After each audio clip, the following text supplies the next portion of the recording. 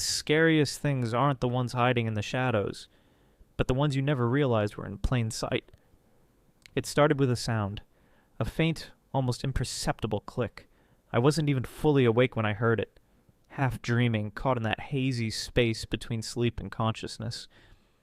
At first I thought it was part of the dream, but then, in the thick silence of the night, I heard it again, a soft mechanical click, like something had just switched off.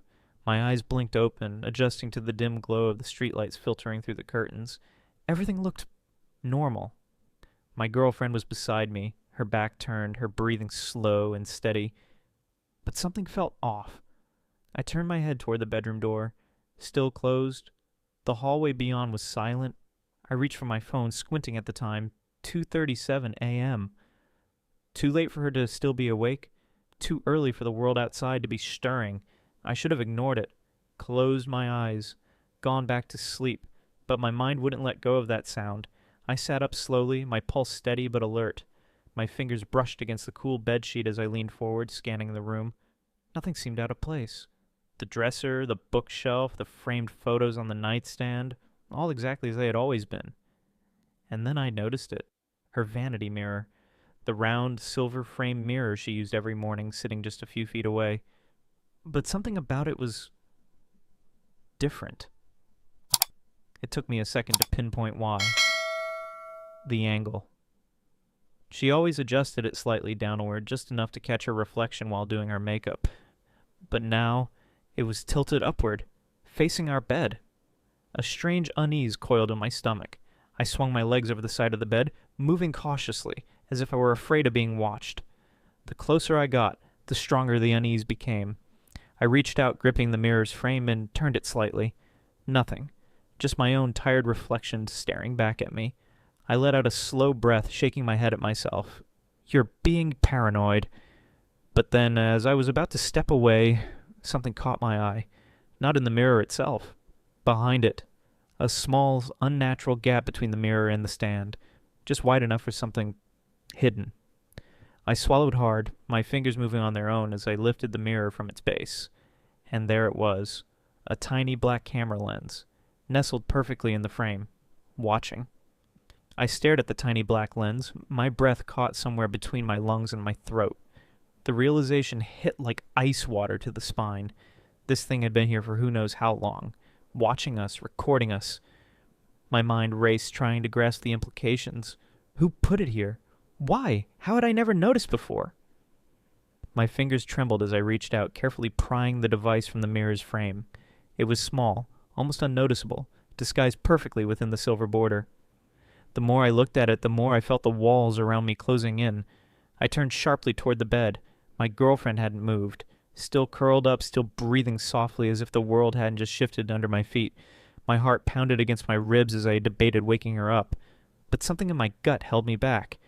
If she didn't know about this, she would be just as horrified as I was. But if she did, then what? My pulse hammered in my ears as I glanced at the device in my hand. There had to be a way to see what was on it. My hands were slick with sweat as I grabbed my laptop from the nightstand and plugged in the camera, my fingers moving faster than my mind could process. The device took a few seconds to register, and then there it was. Folders, video files, time-stamped recordings. My stomach twisted as I scrolled through them, seeing dates going back months. My hands shook as I clicked on the most recent file, the one recorded just a few hours ago. The screen flickered, and suddenly I was looking at myself. The footage was clear, too clear. The lens captured the entire room from its vantage point on the mirror, showing me lying in bed, barely visible under the dim light of the street lamps outside. I watched as my past self turned over, shifting slightly. Then nothing for a few minutes. Just stillness. And then movement. Not from me, from the doorway. A shadow. A figure stepping into the room. I froze, my body stiff with horror as I watched the screen. The figure moved cautiously, staying near the edges of the room. I squinted, my heart racing as I recognized the shape, the posture, the way they moved. My breath caught in my throat. It was her. My girlfriend. She walked slowly, making her way to the dresser, and then, with eerie precision, she reached out and tilted the mirror. Toward the bed. Toward me. I snapped the laptop shut, bile rising in my throat. My whole body felt like it had been submerged in ice. My mind screamed for answers, but I couldn't form a single rational thought. She had known. She had adjusted the mirror on purpose. This wasn't some hidden camera that planted by a stranger. She had put it there. I turned my gaze back to her, still sleeping soundly, unaware that I was watching her now. But was she really asleep? Or was she just waiting for me to close my eyes again? My breath came in short, sharp gasps as I stood up, backing away from the bed. I needed to get out. No, but as I took a step toward the door, she stirred. Her body shifted slightly under the covers, then slowly, almost too deliberately, her eyes opened. And she was looking right at me. My pulse slammed against my ribcage as I stood frozen, staring at her wide, unblinking eyes in the dim light. For a moment, neither of us spoke. The room felt too small, the walls pressing in, the air thick with something I couldn't name. She knew. I didn't know how much, but she knew I had found it. The camera, the recordings, the truth. Her lips parted slightly, and I expected her to react. Shock, anger, confusion. But she just stared. Expression had unreadable. A chill crawled up my spine. Say something, demand answers, call her out. But my throat was dry, and all I could hear was the faint hum of my laptop, still warm from the nightmare I had just watched unfold on its screen. Then she moved, slowly, like a predator deciding whether its prey was worth the chase. Can't sleep? Her voice was too calm. My hands clenched at my sides, the weight of the camera still pressing against my palm. I wanted to throw it in her face, scream, demand an explanation, but I didn't trust my own voice not to shake. Instead, I forced my expression to remain neutral. If she knew how much I had uncovered, she might try to control the situation, and I had no idea what she was truly capable of. Where were you earlier? My own voice betrayed me, hoarse, strained. She tilted her head slightly, as if deciding how much she wanted to give away. Then she sighed, stretching like this was just any other night, like she hadn't been caught red-handed. I had some work to finish. I knew it was a lie. At 2:30 in the morning? She shrugged, sitting up. She wasn't even trying to act guilty. That terrified me more than if she had tried to deny it. Why are you awake? She countered, her tone casual, but her gaze sharp. A beat of silence passed between us. Why do you think? I shot back. Her eyes flickered, just for a second, a crack in her composure. She knew I had seen. Then, as if she could read my mind, she smiled. Not a nervous smile, not an apologetic one. A knowing, amused smirk. So, you finally found it. My breath hitched. Finally. Like this had been some twisted game she had been waiting for me to catch up on. I didn't trust myself to respond. She threw the blanket off and stood, her movements slow and deliberate, like she wanted me to see that she wasn't afraid of me. And I realized in that moment, she thought she was still in control. You have questions, she said, mocking, as if this was some kind of joke. I took a step back, my grip tightening around the device. How long? My voice was lower now, more controlled. She laughed softly. Would it make a difference? How long had she been watching me? How long had she been recording? My mind spiraled through months, years of private moments, conversations, arguments, laughter, intimacy. Had any of it ever been real? Who else has seen these? My voice barely felt like my own. She arched a brow. That smirk never wavered. Now that's the real question, isn't it? I swallowed hard. So there was someone else. Tell me who. I took a step toward her now, trying to push past the nausea rising in my gut, but she didn't flinch. You're acting like you're the victim here, she mused, tilting her head again, like she was studying me. But let's be honest. If you never found the camera, would you have even noticed anything was wrong? My blood ran cold. What the hell have you been doing? I managed, my voice shaking now. For the first time, her smile faded, and in that brief moment, I saw it. The cracks. The truth she had been trying to keep beneath that carefully controlled exterior. Her breathing hitched, just barely, and she hesitated. I'd never seen her hesitate before. I think it's time you went back to bed, she murmured, taking a step forward. It wasn't a request. It was a warning. Every muscle in my body screamed at me to run, to get out of that house. But I stood my ground, because in that moment, I knew. If I backed down, if I let her think she could still control me, I might never get another chance to escape. She had planned this, and I wasn't supposed to find out. But now that I had... What was she going to do about it? Every instinct in my body screamed for me to leave, to turn around and walk out the door without another word. But I didn't. I couldn't. Not when I was staring into the face of someone who had spent God knows how long lying to me, manipulating me, watching me without my knowledge. She was still standing there, close enough that I could see the rise and fall of her chest, the way her lips twitched slightly as if she was debating what expression to wear. A smirk, a frown, concern. None of it would be real. I knew that now. Go back to bed. Her voice was low, controlled, as if she thought she could still steer this conversation. You think that's happening? I scoffed, gripping the camera tighter in my palm. She exhaled, not with frustration, with something that made my stomach twist. Amusement. I was hoping you'd never find it. Why? She tilted her head slightly, studying me. Then she gave a small shrug. Because it was easier that way. Something in my chest tightened. Easier. Easier for you. Easier for me. She took a step closer. I stepped back. My body was acting on instinct now, every cell screaming that something was very, very wrong. You need to start explaining now. My voice was steel, but I wasn't sure if she could hear the crack beneath it. She didn't answer immediately. Instead, she sighed, almost as if she was disappointed. I really didn't want it to go like this. Like what? I demanded. Then she did something that sent pure ice through my veins. She smiled, a slow, knowing smile. Like you asking the wrong questions. I blinked. My breath hitched. The wrong questions. I had been so focused on what she was doing, so fixated on what she had recorded, on who had seen it, that I hadn't stopped to ask the most important question of all.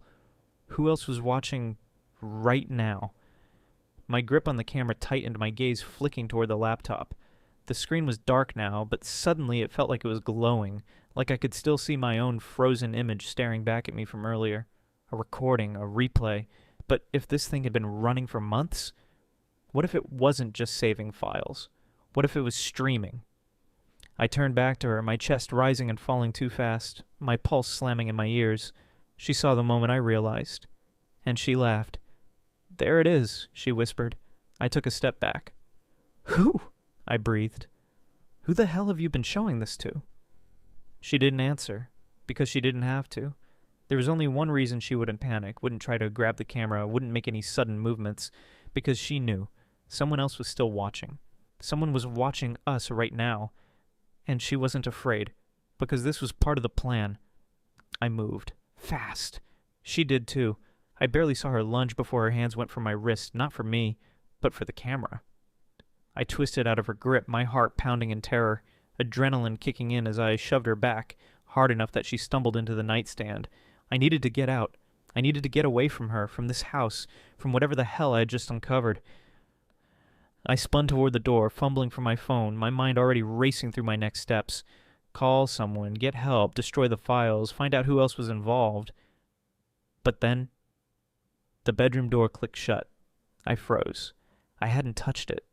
My breath shuddered as I turned back slowly, my body coiled with fear. She was standing there, between me and the only exit. You should have just gone back to bed. I tightened my grip on the camera, every muscle in my body coiled, ready to react. My mind was spinning, but I needed answers before I made my next move. What the hell have you been doing? My voice was low, steady, but inside I was screaming. She didn't flinch. She didn't even pretend to be surprised anymore. Instead, she just sighed, like she was bored of the act. And then she said it, calmly, almost casually. We needed a subject. My blood turned to ice. A subject for what? She tilted her head, watching me like I was slow to catch up, like I was the idiot in the situation. For them. I felt like the walls were closing in. Who the hell is them? For the first time she hesitated, not because she didn't want to answer, but because she was deciding how much she needed to tell me.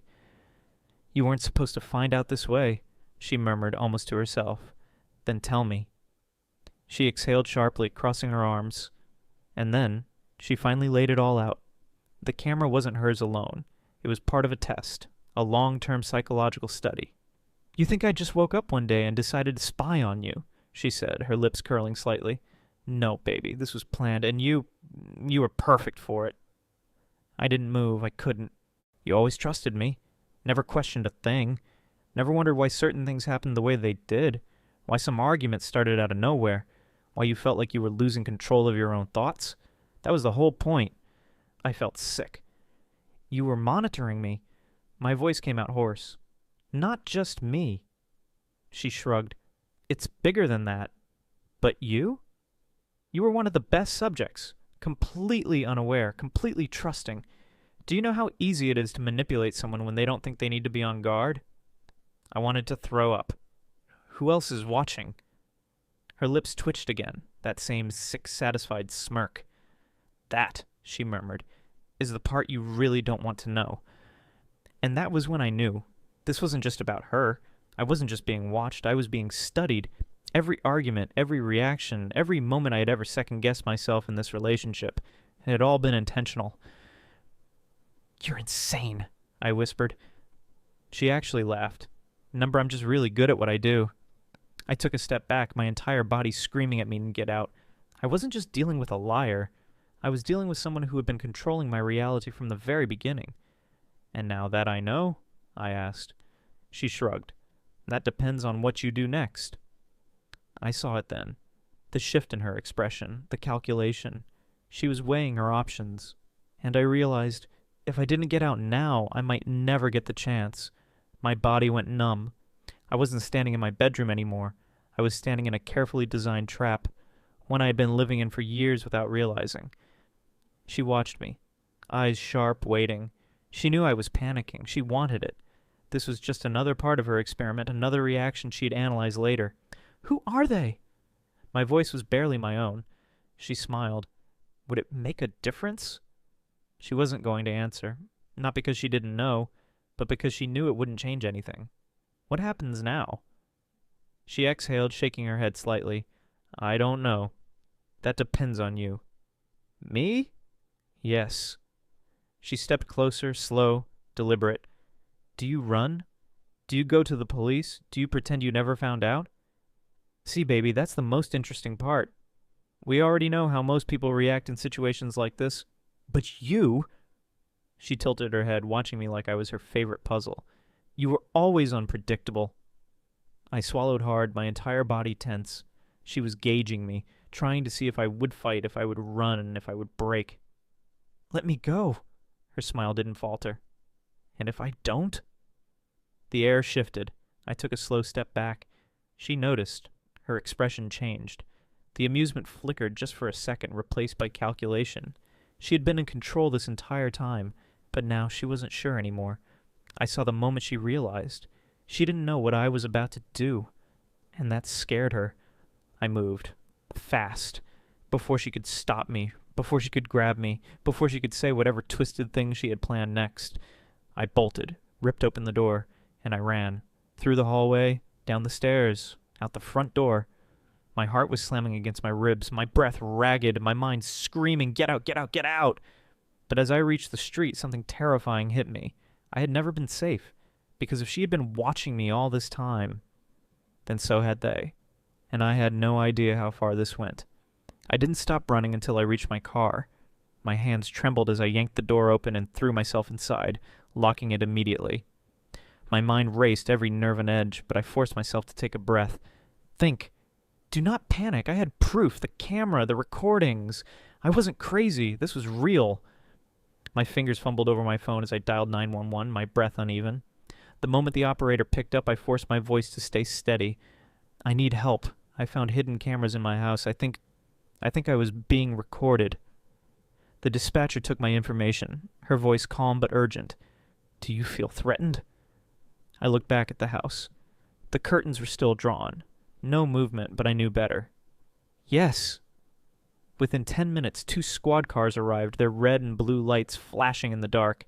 I barely remembered what I told them, just the facts, the discovery, the confrontation. My girlfriend was still inside when they knocked. She didn't resist. She didn't fight. She smiled, as if she had already planned for this. The police seized everything. The camera, my laptop, her phone, and the more they uncovered, the worse it got. This wasn't just one hidden camera, there were several. Tiny devices placed throughout the house, the bedroom, the living room, even inside the bathroom vent. The footage stretched back over a year. And the worst part? She wasn't the only one watching. The recordings weren't just saved locally. They had been uploaded, streamed, shared to who? A private server, a hidden network, somewhere deep on the internet. Days later, the investigation exploded. The police uncovered a ring. A network of individuals who weren't just spying, but experimenting. Tracking behaviors, recording reactions, studying people without their knowledge. And my girlfriend! She wasn't just cheating, she was a recruiter. Her job was simple. Find the perfect candidates. People who are too trusting, too naive, too easy to manipulate. People like me. She had reported on me, logged my habits, my weaknesses. Every fight, every moment of doubt, every emotional reaction. I had been a case study. And I had never known. She was arrested, charged with multiple offenses, illegal surveillance, invasion of privacy, conspiracy, but she never broke. Even in court, she never apologized, never showed remorse. She simply sat there, calm, composed, and when the verdict was read, she smiled. As if she knew something the rest of us didn't, as if this wasn't really the end. Betrayal isn't always about infidelity. Sometimes it's about control, manipulation, and being used without even knowing it. I thought I was in a relationship. I was in an experiment. Every word, every emotion, every reaction was studied, analyzed, and recorded, and I was too blind to see it. Trust is powerful, but in the wrong hands, it's a weapon. I ignored the signs, convinced myself I was overthinking. But the truth doesn't care about denial. It exists whether you see it or not. She's gone now, locked away, but the damage is done. The worst part of betrayal isn't the pain, it's the doubt it leaves behind. The fear that you might never trust anyone the same way again. Maybe that was their goal all along.